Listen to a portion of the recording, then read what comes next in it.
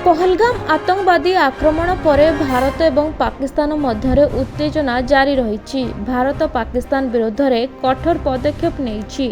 यार जवाब रे पाकिस्तान अनेक थर परमाणु आटाकर भी धमक देछि।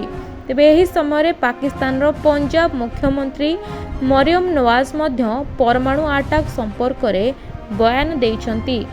मरियम कहिछंती जे केही पाकिस्तान उपरे आक्रमण करि परिबे नाही। रिपोर्ट अनुसार मरियम नवाज कहिछंती जे भारत पाकिस्तान सीमारे उत्तेजना जारी रही।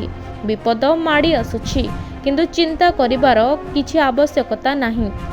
आल्लाह पाकिस्तान सेना को एते शक्ति देइछंती जे एहा शत्रुर प्रत्येक आक्रमणर मुकाबिला करि परिबो।